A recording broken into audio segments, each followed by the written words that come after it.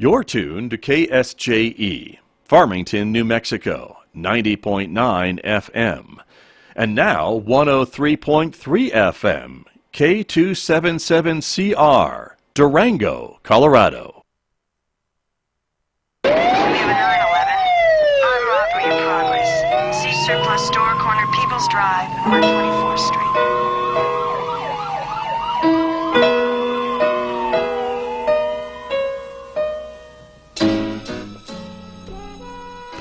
Welcome to the CopShop. I'm Chief Steve Hebbe, and with me, as always, is the ever affable Nicole. How are you, Nicole? Hi, I'm good. How are you? Good. So you can watch us as we're beaming this live, but Nicole is not in the mighty KSJE studios. She is remote today with Zoom. I am. And is this something you want to do on a regular basis now, Nicole? Yeah, it's pretty awesome. Okay. I'm in sweatpants. Well, I'm not even gonna lie. There you go. So that's not quite what I was getting before, but apparently she's got a different on-air persona. So we also have a guest today that we'll be talking with, and Yes. Child Haven is kind of our focus. And why don't you talk a little bit about our guest? So Andrea with Child Haven is coming on to talk about an event that they have on May 1st. April, I believe, is Child Abuse Awareness Month. And so they've done some different things to try and bring awareness to what's going on in our county and in the state of New Mexico. And then they have an event going on May 1st that they're going to live stream. And we're going to share that stream, and she's going to talk about her event a little bit. Well, very good. So, we're still in the middle of our stay-at-home order, which now has been extended until May 15th, I believe. So that's resulted in really the PD is we're still functioning. We have no employees that have tested positive, which is really it's really outstanding, and we're very thankful for that as well.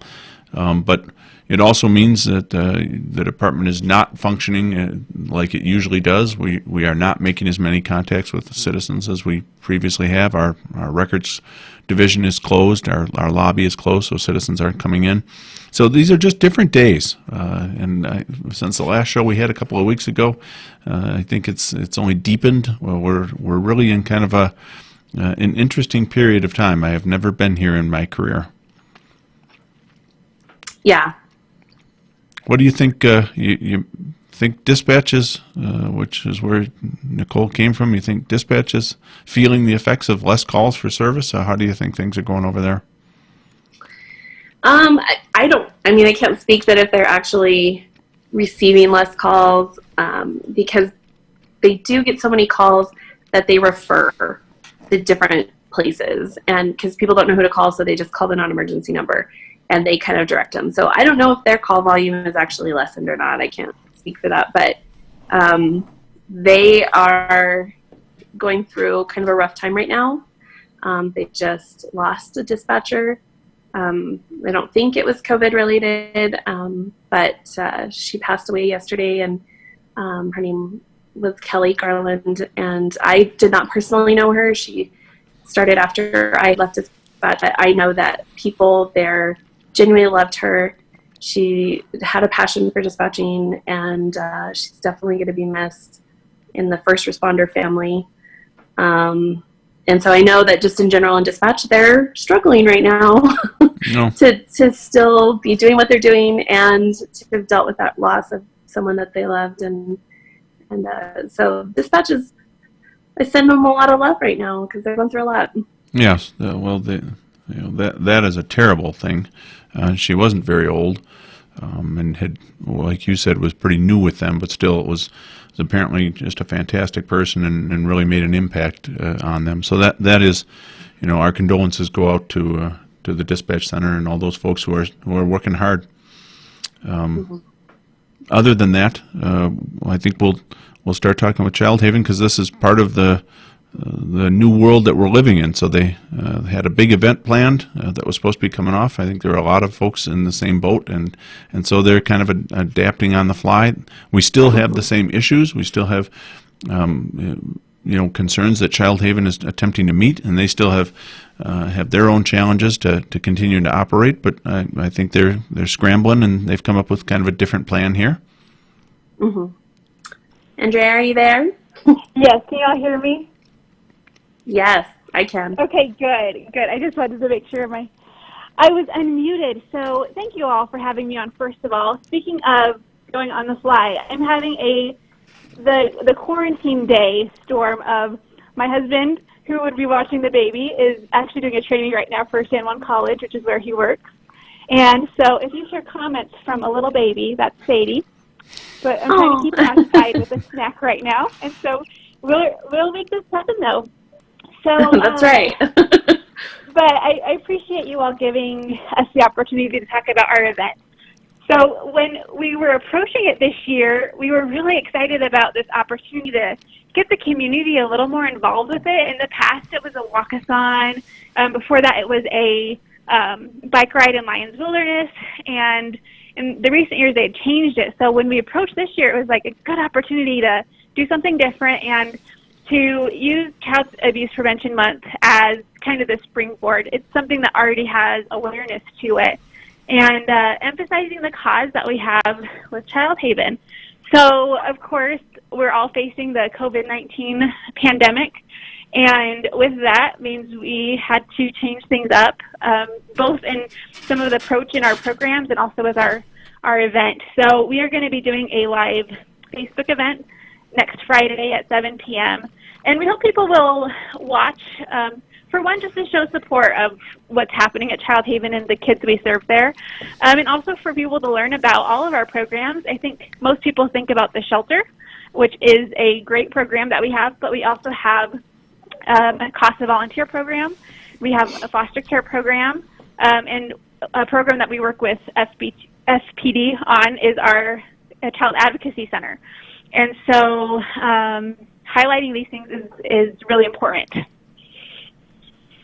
Well, very good. So this is a live Facebook event that people can tune in and yes. and learn more about what you guys do, all the different services you have, and how to support you. Yes, and we'll also have a concert during this live production. So it'll start at 7 p.m., and a local musician named Sheldon Pickering will be coming on and doing a music program for us.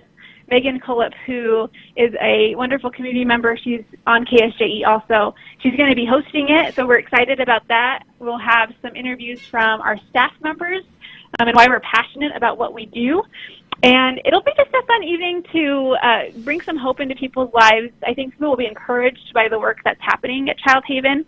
So I'm actually encouraging people to support a local business, support a local restaurant, get some food or make your favorite meal, and then join us at 7 on Facebook to watch what's going on.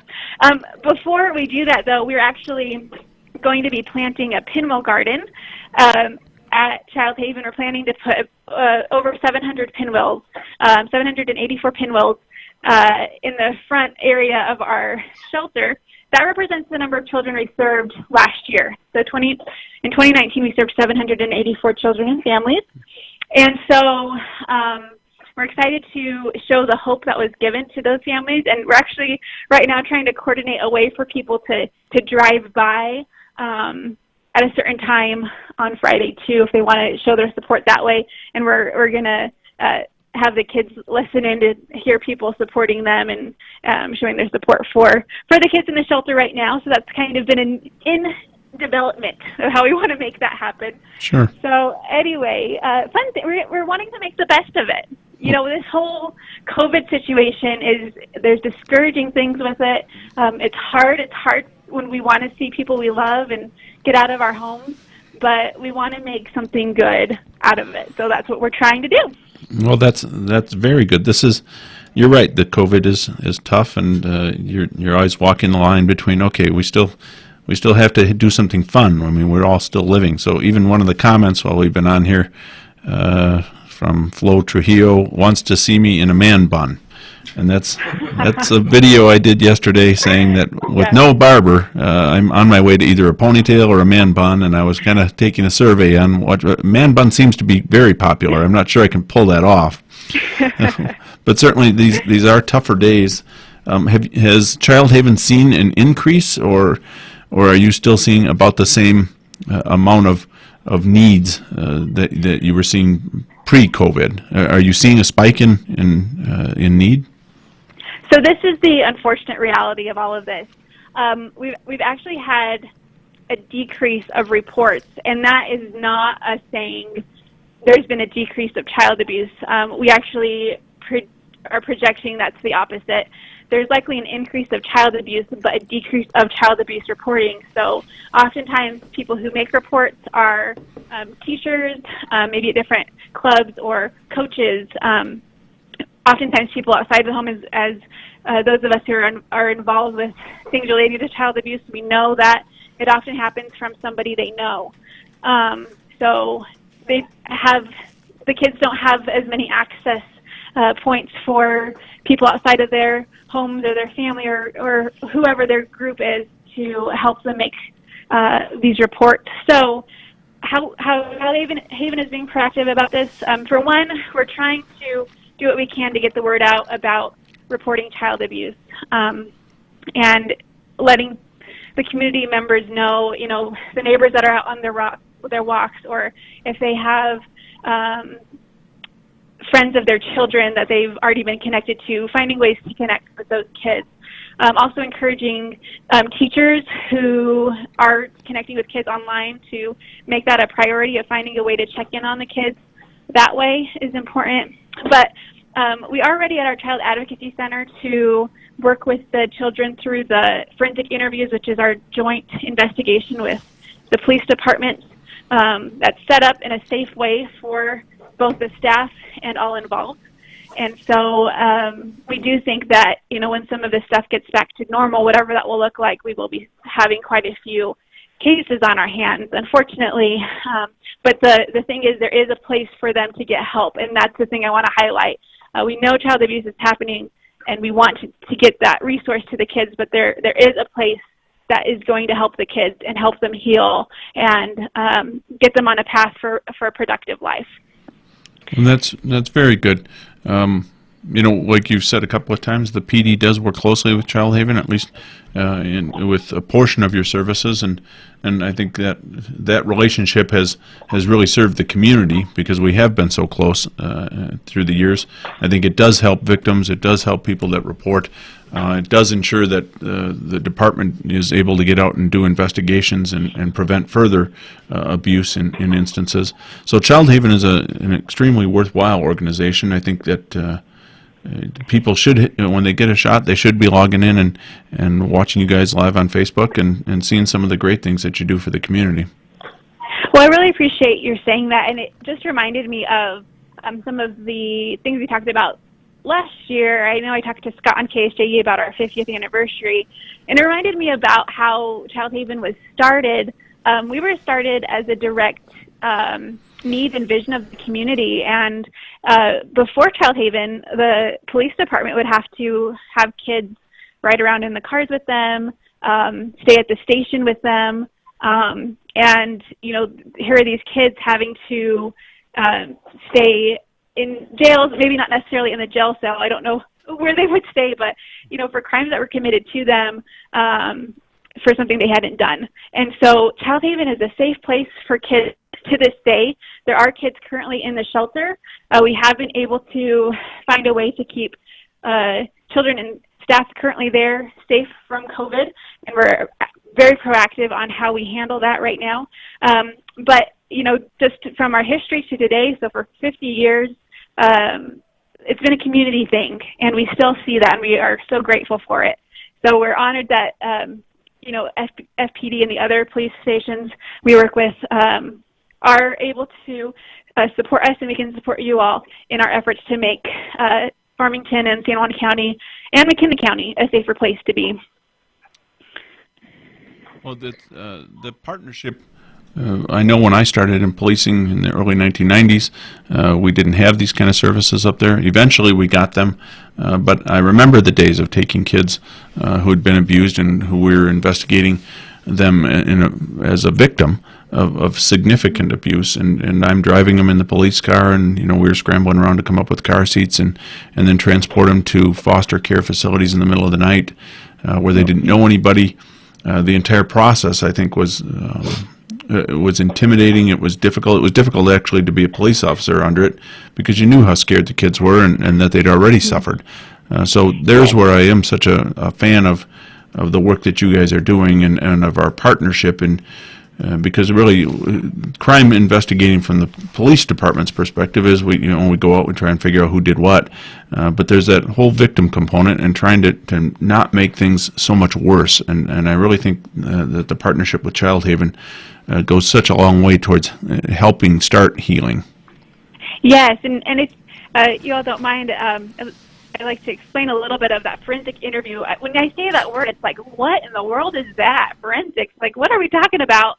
It used to be called Safe House Interviews, and that program, as you mentioned, in the 90s is when we expanded some of these programs at Child Haven, which, by the way, I need to give a little side note here for our community to know. The fact that Child Haven has so many programs focused on helping children in these situations, it's actually pretty rare to have one organization facilitating all of these things. So we're so thankful we can do that. But that is something that's not always the norm.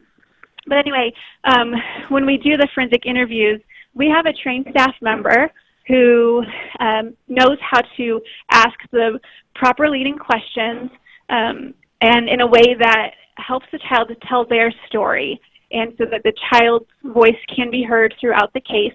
And we have a separate room where law enforcement can sit and watch the interview live, and then some of that, that is used for the investigation. And you may know more of those details than I do, but from an outsider's perspective, the importance of that is the child experiences less trauma because they don't have to tell their story over and over and over again. They just get to have a professional who can sit down with them, allow them to tell their story once for the case, and also help the family, because the reality is this family is going to be so heartbroken and hurting because it's most likely that somebody they know did this, and that can be very disruptive to a home or friendships, however. And so we also provide support to the family. And so law enforcement is a huge part of that, our relationship, and we're thankful we get to help kids in this way and help them have hope. And we also provide therapies for the trauma afterwards. And the thing with people in our services and kids that go through our services is we're just part of their journey, and we hope that when they do receive some of that healing, they can go on and allow this, of course, to be part of their story, but it's not defining who they are. That's all super amazing, and you guys are amazing to do what you do. I'm excited for the event just to learn more about, like you said, the interviews with some of the employees, and that all sounds really exciting and innovative on your part to take what you thought was going to be one event and turn it into something else. I think you guys are doing a really great job with that. Well, thank you for that, and I think we just have to. This is all so new. I know in my lifetime I haven't experienced a pandemic, but there can be good seeing through hard things, and we're going to do what we can to make that shine through. So we hope people tune in, and I'm so grateful for you all for letting us talk about it. And I'm sorry my Zoom meeting didn't work. Like I said, I'm having a quarantine day with both my husband and I working from home, and my baby has done so well. So thank you, Sadie. Oh, good. I think we'll all have them, and we'll probably have more of them, it looks like. So thanks for calling in. So who are you a big fan of in football, Andrea? I don't really watch football. Oh, that's not the right answer. That's not the right answer. if I'm to go for a team, I've tended to go for the Broncos or just in general the winning team. That seems to work for me. Well, then you're a Packer fan then in almost every sense of the word. So I'm proud of you for that. Well, thank you. Oh, no. But I did see your video yesterday, and I have to comment, that was actually really refreshing to see, and I love that you guys did that. So that was a lot of fun. Well, thank you. We, it's nobody's trying to make light of it. The things have been bad here, but you got to have a little fun along the way and something to look forward to. So the next phase will really be what will I do with my hair, because I'm not doing the barber thing, and it is not stopping the growth. So. I think I'm on Team Man Bun. I think we should just maybe Your find team man somebody bun. at the department that's really good at it. Really? And we'll Facebook Live it. It'll be great. I think I'm changing policies that allow for man buns and ponytails for male officers. So. But no mustaches. But yeah, no mustache. Boy. You're catching me all over the face, aren't you? So, well, hey, thank you very much for dialing in with us, and we wish you all the luck with your event. And like Nicole said, I think it's outstanding work that you guys do. You're great partners for us, and I think it's great that you guys are scrambling, and you're going to do the best you can to still put out the message about the important work you guys do. So have a great weekend, and I hear your kid is now getting talkative, so he can join in next time. Thank you. Appreciate it. Sure. Okay. Talk to you later. Bye. Thank you, Andrea. So we'll finish off. First of all, I want to say thank you to Scott Micklin. Scott has been running a daily show here on KSJE, the mighty beacon of the Four Corners area, providing information on the COVID response and all the different issues surrounding it, both locally and nationally. I think that's been outstanding. Scott can't be here on the show, as you know, Nicole, but we can give him a shout out anyway, right?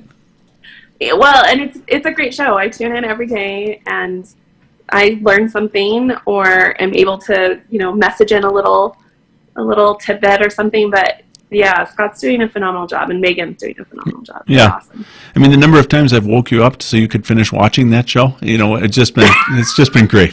So Not true. It's Not a true, great Scott. show. I listen. I love it. Just get the forehead, the line with the computer right on her forehead. It's really cute.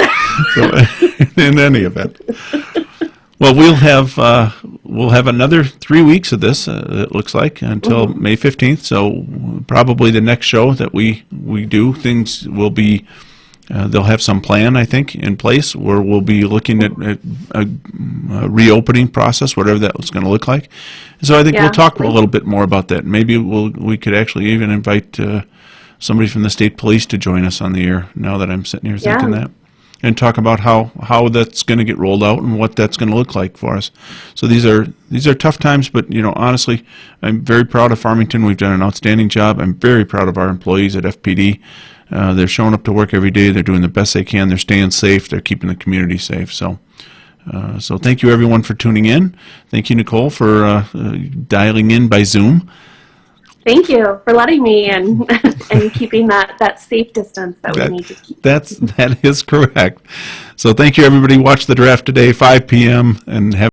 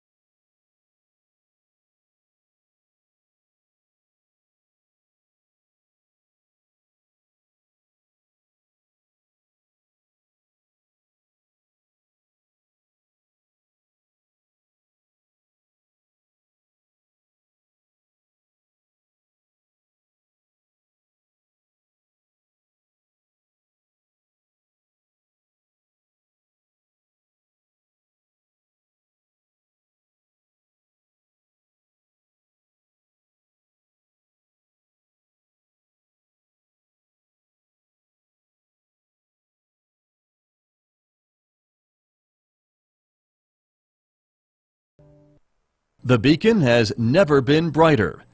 This is KSJE Farmington, on the air at 90.9 FM and HD, and online at ksje.com.